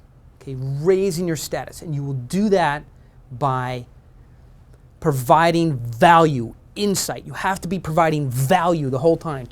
Value has to come that way. I mean, let me say this in this way. I mean, this is really important. I think I'll say it right here. When you get together with someone else, either on the phone, on the internet, or in person, imagine, I don't know, a tube appears before you guys, and value flows between that tube. Value flows between it. And if you want something from somebody else, you've got to add more value than you take. This is why I hate questions. I don't think I've asked a single question today. I hate questions because they take value, right? Questions take value. So you want to add value. So through this imaginary tube, you're pushing value. Like, this is what our competitors are doing, and you should call them, right? If you want to get it this way. And there was recently a thing on 60 Minutes about our industry, and we will show you our manufacturing costs so you can understand you're really paying for what you get. Oh, and there's a white paper that Gartner put out, and there was an article in the Wall Street Journal, and we'll give you a tour of the factory, and I don't know, right? We'll give you a free blue plastic frog, put in your backyard. Try it out, just add value. And eventually, the other side will go, I got so much value. I'm going to start giving some back. Okay? So that's really that step, is to add more value than you're taking. Right? And that will raise your status. I mean, right? It just makes sense. You add value and your status goes way up. Right? And then the last step is, once your status and your momentum and the intrigue about you and is at the highest, and the time frame is counting down, and at that point, you're going to apply that counter pressure and say, this is everything that I have, and it's about to go away. And now you're going to apply to be my customer in the next few minutes. All right. Now, some people have asked, oh my God, like, that's very strong and it's aggressive, right? And I may not even do it like this. It's very easy for me to talk to you right here, right? I'm not actually selling you an airport or a semiconductor company or a genetics company. You know, I'm not actually selling you, so I can talk big, right? Wave my arms around and point my fingers at you and sound like a big man, right? It's easy for me to do here, but do I do it in person? The answer is yes. Most of the time I do, but I've been doing it for a long time. You don't have to do it with this level of aggression, but you do have to do the structure. Okay, so whatever those 5 things I just said to do, we'll put them up on the screen. You got to do those things. Now, you may not do it with such emphatic tone. You might not swear as much as I do. You might not pound the desk or point or color it with reds and blacks and purples. Right? Your colors might be a lighter shade of Pantone, right? Of the easier side of the palette. You may be softer talking, and you're probably definitely smoother talking than I am. All right? But you have to do these things structurally with whatever kind of tonality you choose. But I can tell you it's a rough world out there, deal making, and your tonality will get more serious, right? And more aggressive and more compact and forceful the longer you do it, because deal making and selling stuff is hard, right? And you want to be as hard on buyers as they are on you. But then it all kind of ties back together. Remember, this is not a financial transaction. The financial transaction happens during due diligence, which will happen. This is the social transaction. So yes, you're going to be tough and serious and forceful and get frame control, but you're also going to be having fun, right? I think, again, I'll look here and really, maybe this is the biggest point. If you are not having fun, I don't care if you have frame control or not, get out of there. What are you doing, all right? This is about having fun. If you are not having fun, something is wrong, right? And if you're not having fun, right, people will sense it. And all these kind of pressures you want to put at them, you know, if you're not doing it in a social, fun, interesting, light way, all right, with some humanity and some humility, right, then it will feel bitter. So in some ways I'm saying be the prize, right, and tell people that they have to earn their way into your deal. And then I'm saying have some humility, right? Yes, you're going to do that to give some contrast, right? You're not going to be over serious. You're not going to walk in and say the first thing, anybody who doesn't do business my way and jump when I say jump and sit when I say sit, I'm not going to do business with them, right? And they're the buyer. It's not going to work. You got to move through frame control as a process. We talked about introducing the big idea, then focusing on the problem, then focusing on a generic problem, a generic solution, and then your solution, right? That's a process. The same way, framing yourself up as the prize is a process. You're going to get to your strongest point where you have the most amount of time constraint. Again, I'm just repeat the last step.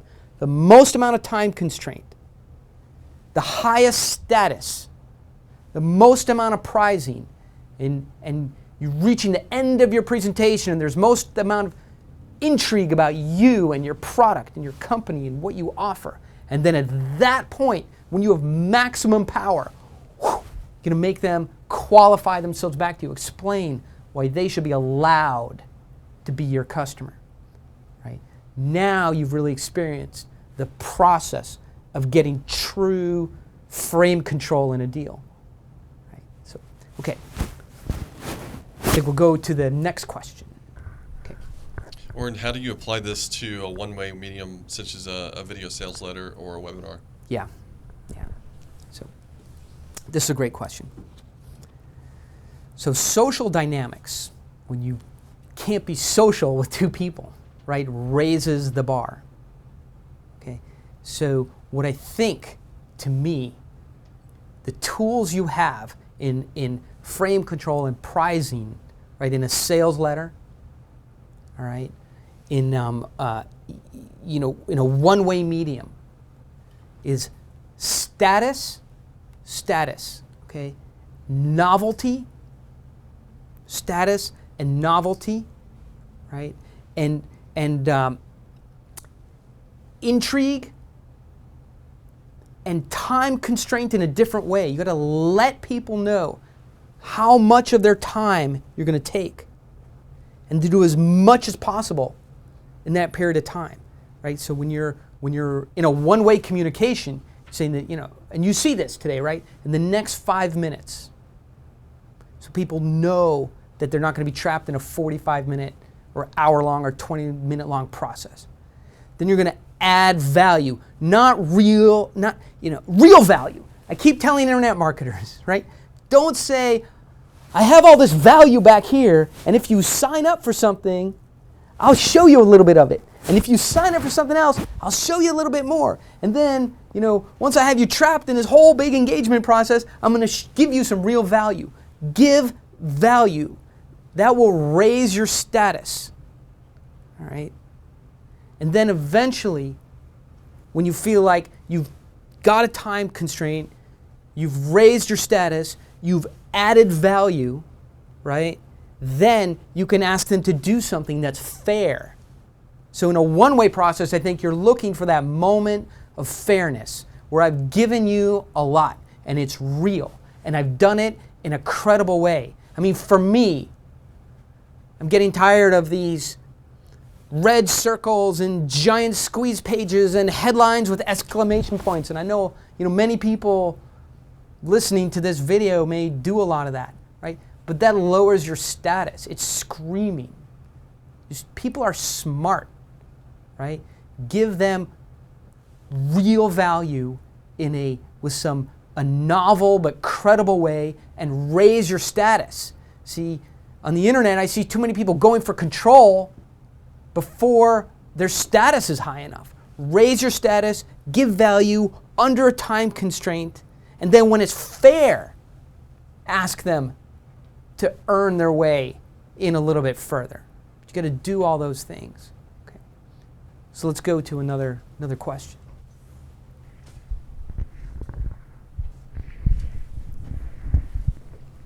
Yeah, Oren, once you set the frame successfully, what's the best way to inoculate people in the meeting still resistant to it? Oh, such a good question. So I gave a presentation to a board a couple weeks ago, and everybody in the room literally I'm not there to entertain. I was just helping them understand a different way they could sell their deal.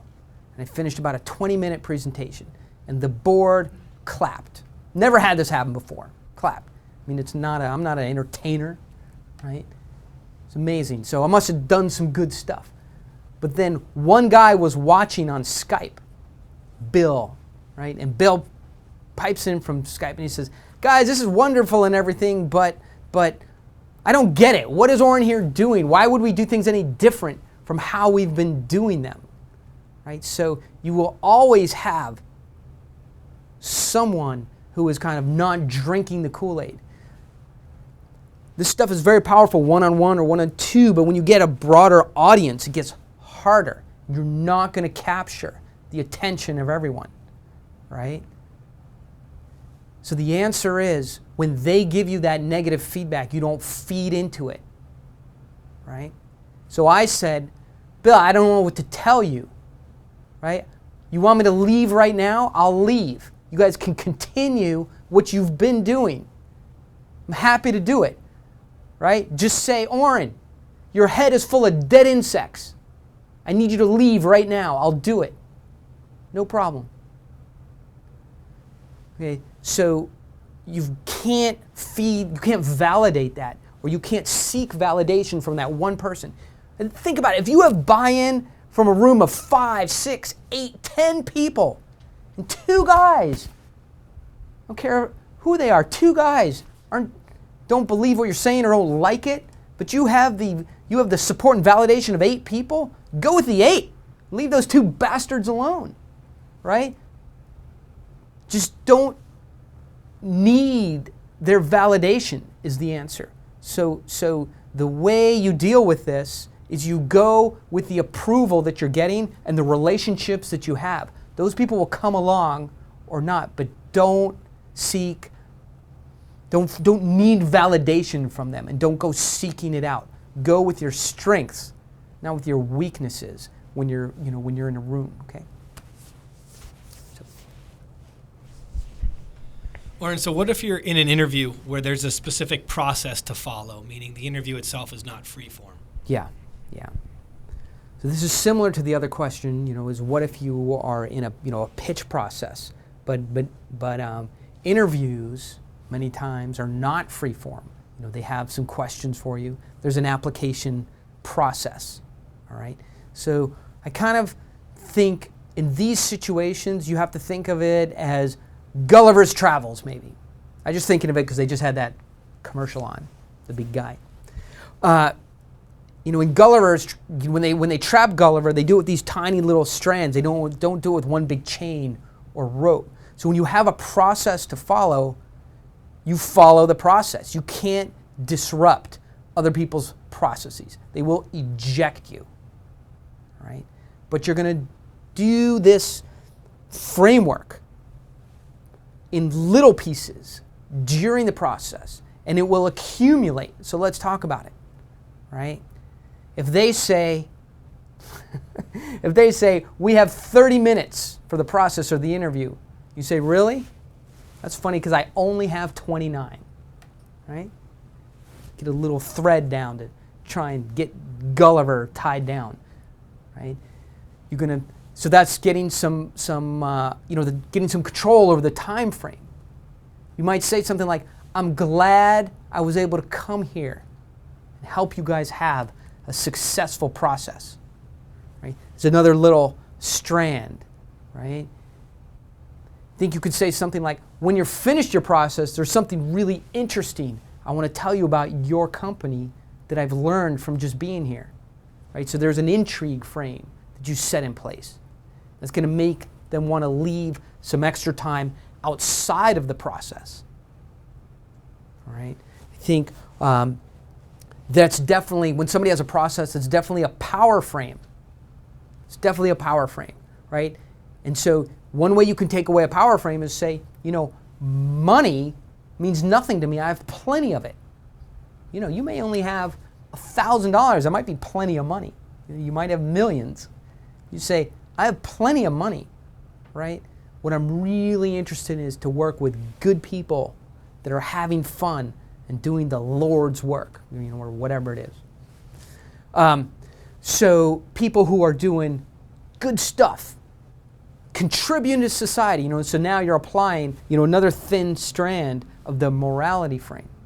I don't care about the money, right? It means nothing to me.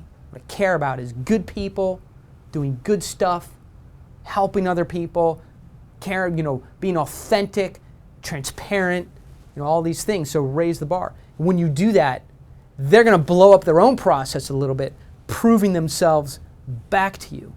So I'm trying to think, when you're in a process, some other little kind of strands, so you understand, you're not going to blow their process up, but you're going to kind of set these frames, and they will start to, their own process will start to erode as they want to come into your process because it's better. It's better, right?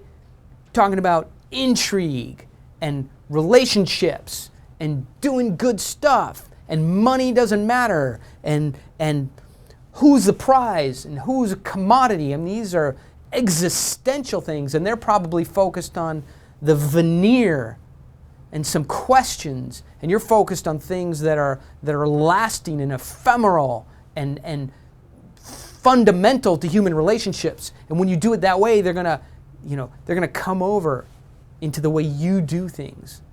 So that's how you deal with a process. I know I can break, except for a credit card application. Can't do anything with that. But I know I can break anybody's process. I challenge anybody to come on. I can break their process because their process is going to be based on information, and information is never going to be more important than the thin line that goes through the middle of the human heart that rides between good and evil, right? And right and wrong. And when you can bring these things into a discussion, it's always going to come your way because information is nothing. It needs to be framed. Some ways I think about a building, right? A building is nothing without the people who will go in it, either to rent offices or buy retail products or use it as a hospital. I mean, it's just, a building means nothing without people. A lot of times people will say, well, I'm going to tell my story, right? I say, well, that's not a goddamn story you're telling. It's not a story because it has no characters, right? It's not what happens. A story is who it happens to. So when you're in a process and you make the who things are happening to more important than the what of their questions, then they will abandon their process and come over to the way you do things, which are better.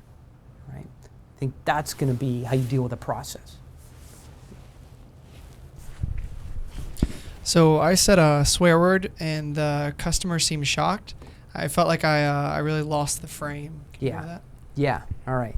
So you were talking to someone, and you got excited, right? And you said shit, or damn it, or I don't know what we can say here. And they got mad at you. They said, hey, this is a business environment. You can't swear like that. We're upset. Right? say to them, have you lost your mind right now? We're talking about starting a company. We're going to be dealing with millions of dollars. Customers are not going to pay their bills. Employees are going to steal from us. Right? Our CFO is going to leave at the last minute before we file for our IPO registration. Our building is going to leak water across on all of our expensive computer equipment, and our backups are going to take 2 weeks to bring online, and we're going to have to solve this. You know the hard work we're going to have to do together? Can you imagine? I'm going to be staying up late nights and weekends and working with people I may not even like for a while. You know how hard and what a harsh environment that's going to be? And you're upset over a single swear word during my passionate exuberance talking about this business? I'm not sure you're ready for this business and how much we're going to be doing together. Okay? That's how you get frame control over somebody who is going to call you out for being an authentic, passionate, feeling human being. Right? Make sense to you? Okay. Where do we go? How do you get the frame back once the frame's been broken? Yes. So this is really this is a great question. All right. As good as, again, I can tell you guys about all these things and all these great things I've done, but I have lost dozens of deals, and I've made really terrible mistakes in boardrooms, and my one claim to infamy is I lost $1 billion deal that we otherwise would have gotten. Okay, but I screwed it up. It's funny, a film crew was doing a little documentary on me, and they wanted to talk to some of the people from my past, right? And I introduced them to the good people and also the bad people. You know, people who don't have great things to say about me, right? And the bad people, they all say, yeah, that bastard Orrin, he blew up $1 billion deal. We're going to make a lot of money on it, right? But even the good people who love me, they said, that bastard Orrin, he blew up that $1 billion deal. So you can lose the frame and you can do wrong things. But what I have learned, when you really need the frame back, what you need to do is perpetrate a denial or a defiance, or a denial or defiance. And I give the example in the book, but let's review it here in person. I almost always leave something big and gnarly and physical and multidimensional there on the desk near the person, you know, who we're presenting to.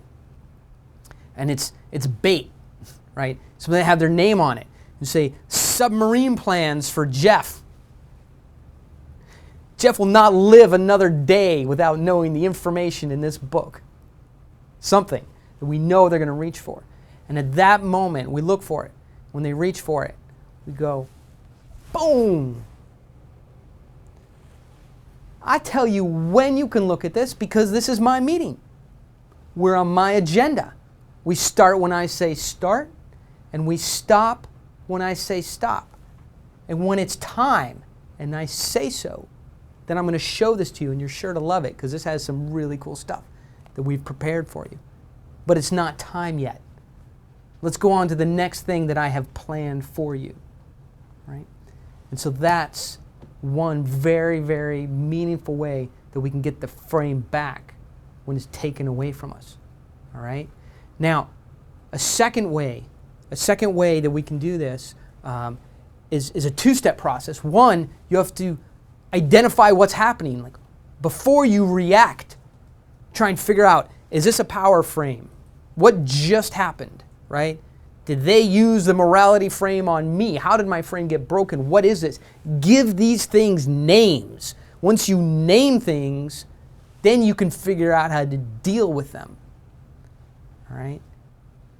So for example, one way somebody can break your frame is they can say, I'm very sorry. I know you're in the middle of your presentation. I have to take a call. It's an emergency. It's my wife, dog, cat, rabbit, secretary, car, whatever, right?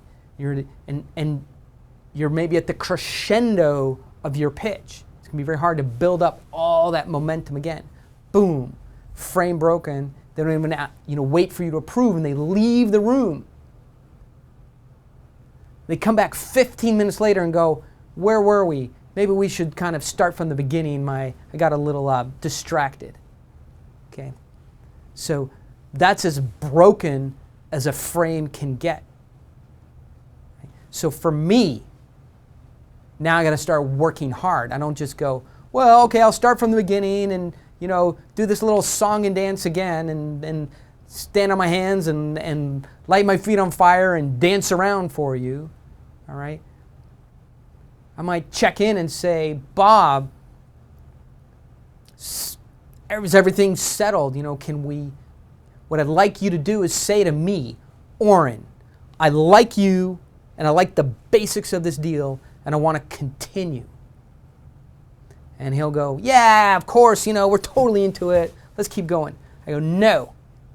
I want you to say to me, Orrin, I like you. It's important for me to hear that. I'm very interested in this deal, and I want to continue. We have talked a lot about the power frame, right? And this is probably one that you are most familiar with. We all encounter it. Walk in a room, any business, trying to sell something, boom. You are faced with the power frame because they have the money. Where does the power frame really come from? What are the roots of it? What's the source?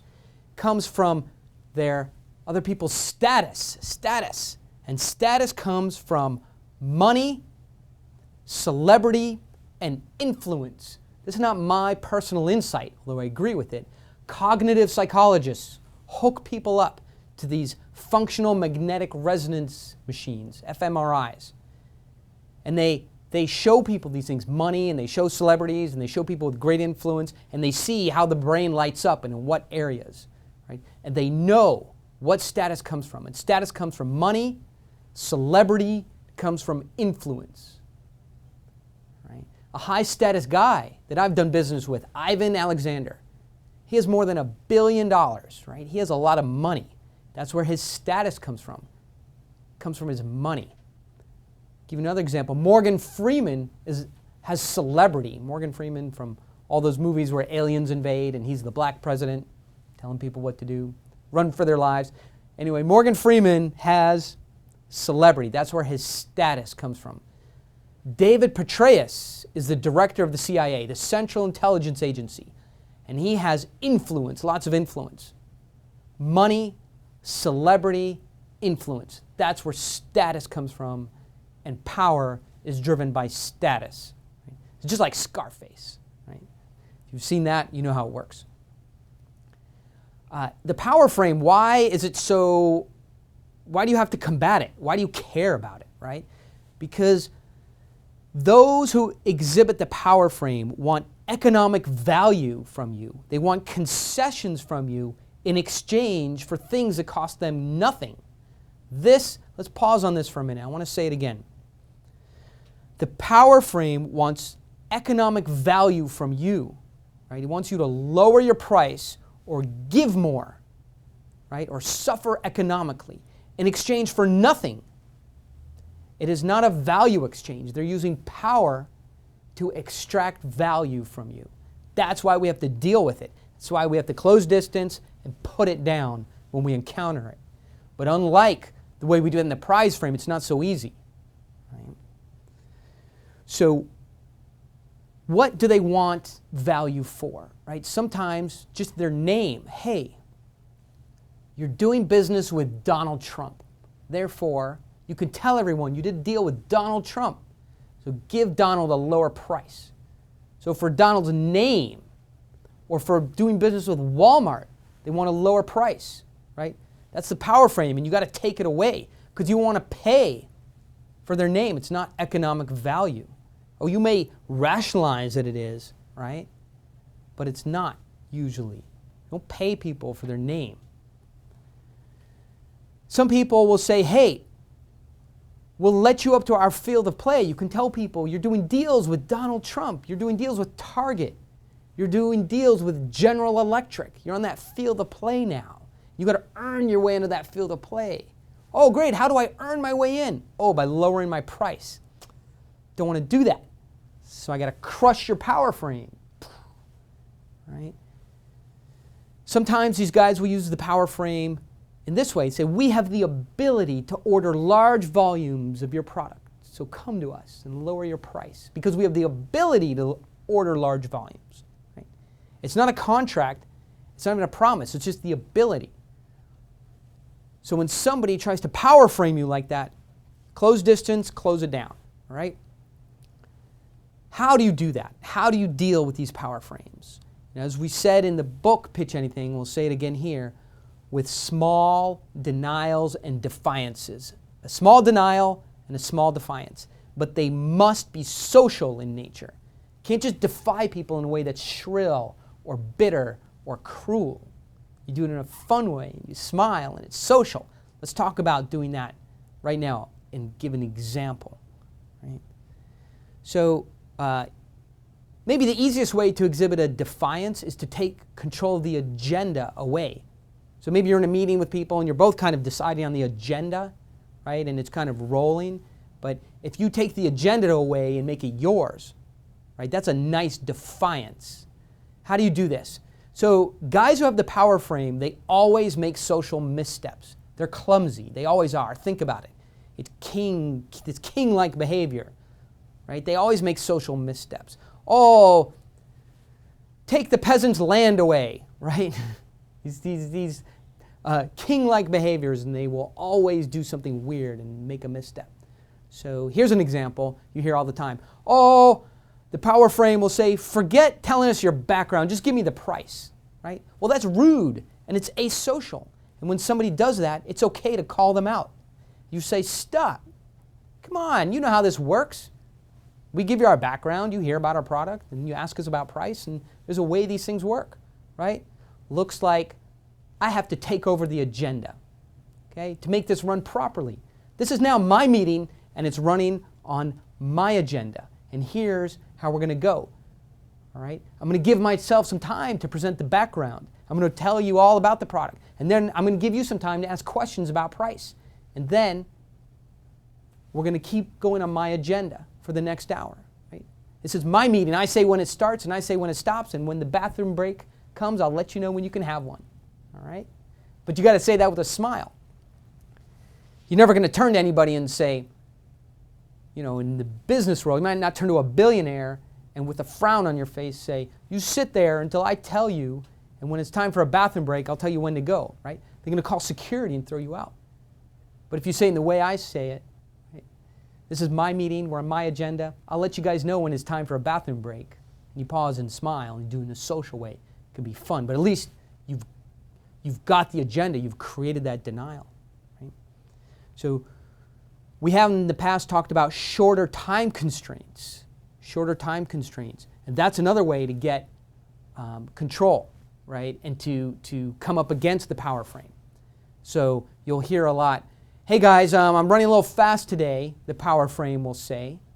I'm running a little fast today, and things are backing up, so I only have about 45 minutes for this meeting. And you'll say, 45 minutes? Man, you guys wasted a lot of time. We had only planned 35 minutes to do this, right? So you'll say, we only have 35 minutes, even though you have 45. Seems like you guys are running slow. So you do a shorter time constraint, right? You take the power frame away a little bit. Definitely, you want to take away money as a source of power. So if a guy is grinding you on price with the power frame, grinding you on price, and you say, whoa, stop. Listen. Money is not that important to us. We have all the money in the world. We're well-financed. We do great with our product, right? What's important to us is good partners and having fun. And all this grinding on price, it's not fun, right? You're going to take money away as a source of power. Sometimes, and many times in the business that I'm in, you'll see the power frame talk about all these accoutrements of power, all these things they have. Right? A plane, the access to nice restaurants, big conference rooms, different things like that. And you're going to take away the accoutrement of power and rely on basic, high-quality business principles, right? Kind of the fortune cookie wisdom of business. I work hard. I don't waste money, right? We get rest at the end of the day. We build quality products. We choose good customers. We don't rush into things we don't know about. We focus on what we're good at, right? So you're going to reframe all the fancy things a power frame has, saying I don't care about that because we go by good business principles. Here's how that's done. I hear all the time, hey, ride with us on our plane, right? Well, I know what that is. They want to show off how much power they have and how much money so they can get a concession from me. So I'll say, no, our policy is to travel coach. We put our money into our product so we can give better value to our customer. We don't fly around in first class or private planes, right? And the truth is, we do have a plane, but we use it for utility, not to show off to people. You can't get to 3 cities in one day without a plane, or it's very difficult. So if somebody says, hey, come ride in our plane, and they're trying to show off and get price concessions from you, you're going to say no, right? We're happy to travel coach. We want to put our money into our product. When people invite you out to a very high-end restaurant, you can say, as I do, we'd rather stay in a working environment. Why don't we order a couple sandwiches from Subway? I'll let you pay for those, though, because I appreciate your generosity. Let's stay in a working environment and focus on getting stuff done. That's fortune cookie wisdom over showing off, and that's how you disrupt these power frame behaviors. Many times they will want to talk about their grand history, right? Oh, we've been around since the 80s when we bought a $100 million business, right? And then in the 90s, we became the #1 firm to blah, blah, blah. And in 2000, we became even better than the #1, the number 0.5 firm. We just became greater than amazing. And then in 2007, when everybody else was suffering, they'll say, we thought amazing was great, but we became intergalactic, stellar, universal rulers of everything that moves. So we know this better than everybody. And if you work with us, you'll be able to access this grand history that we have, this amazing awesomeness that we are, right? And when they say that to you, give you their whole history and the billions that they've done and all these great things, you say, that's awesome, and I'm glad to hear about those things, but I think it's better to focus on the present time and current events, because what we're doing isn't based in the past. It's based in right now. Let's focus on the present time and current events.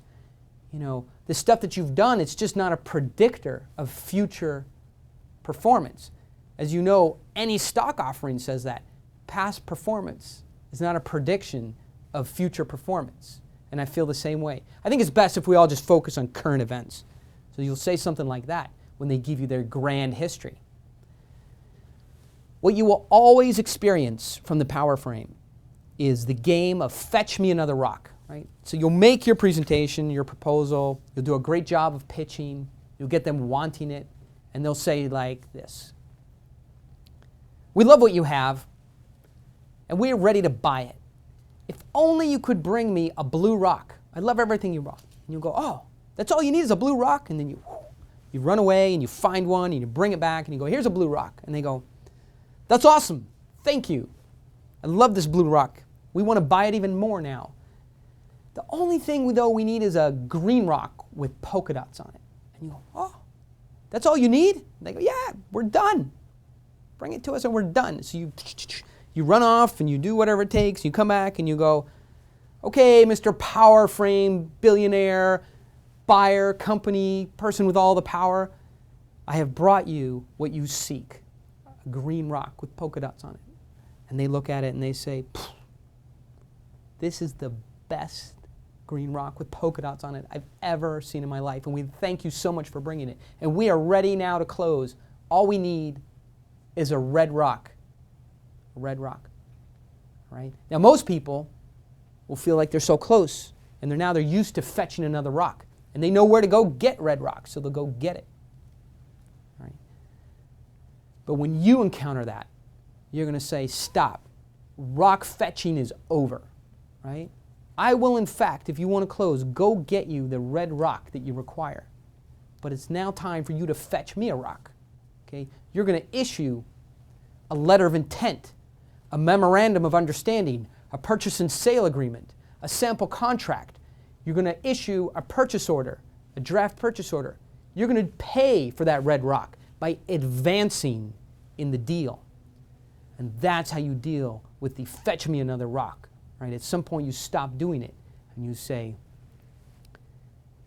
I will fetch you this rock you require, but you are going to also fetch me a rock. Right? It's very important that you learn to do this. All right? You're going to hear promises of, we could introduce you to Donald Trump and Warren Buffett and the CEO of Target and Mick Jagger. Is Mick Jagger still alive? Yeah. He is, okay.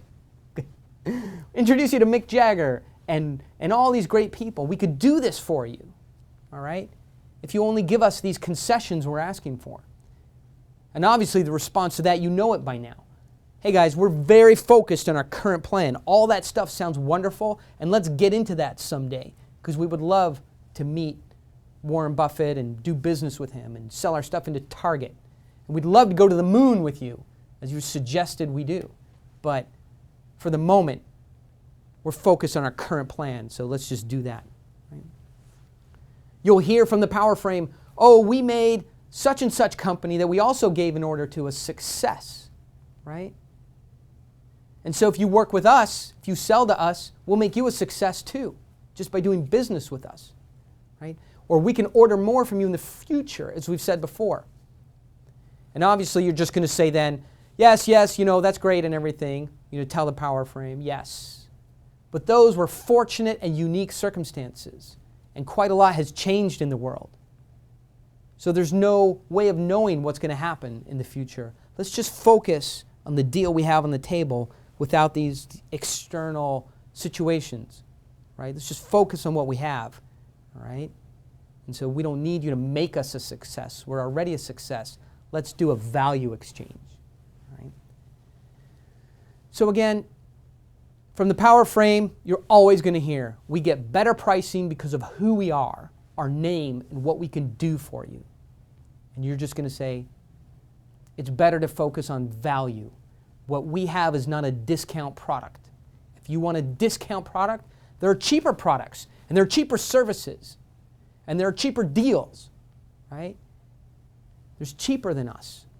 And look, if you want a cheaper deal, then you should go get it. I'll refer you to the cheap ones, but that's not the right way. What we have is value. We're charging for value, right? So if you want cheap, you want to buy it at a discount warehouse, we'll tell you where to go find that. But for us, we're priced to value, right? So let me know, which way do you want to go, value or you want cheap, all right? So that's how you're going to deal with that. These are lots and lots of ways you deal with the power frame. We're going to list them all out for you and give you scripts so you can do this step by step.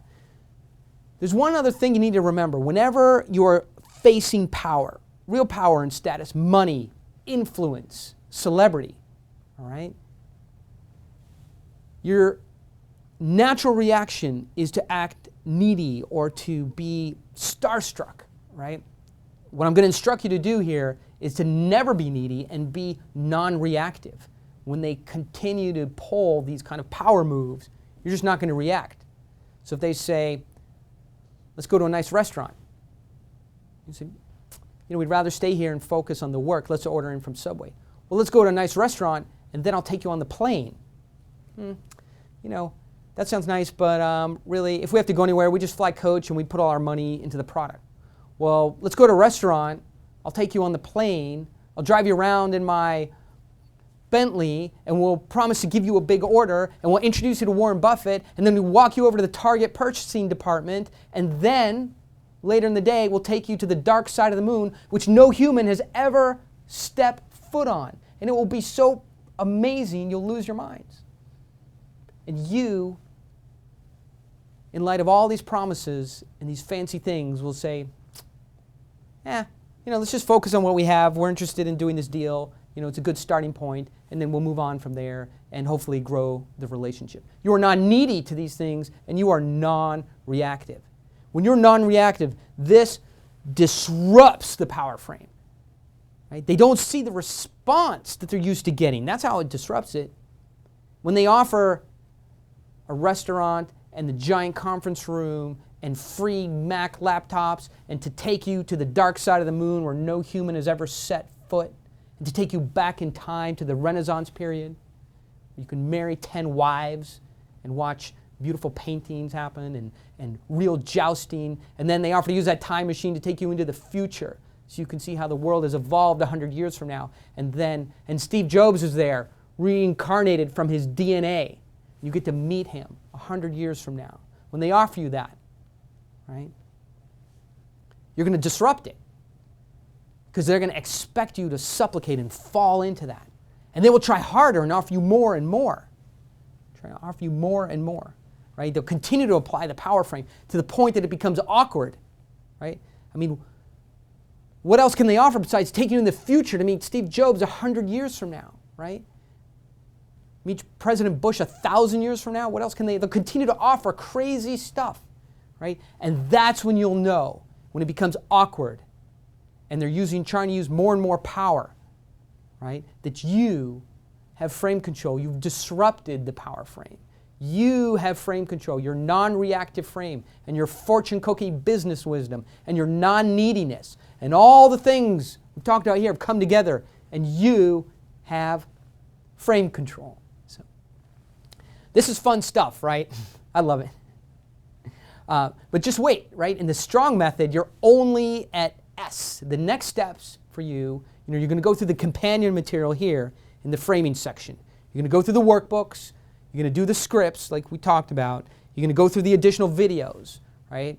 And it's definitely worth to reread chapter 2 in Pitch Anything. Then, when you're fully immersed in the technology of frames and framing, and you feel like when you hear somebody say something negative about your prize frame, you close distance and shut it down, and you have the skills to do that, and you know how to deal with the power frame, you know how to recognize an analyst frame, you know what to do when you see it, right? Then you're ready for the next module. The next module in Strong is T, telling the story. Right?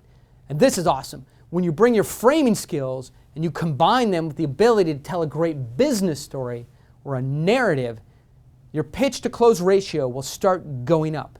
And you're just at T in Strong. And already your pitch to close ratio will start going up. And that's what we're here to do together.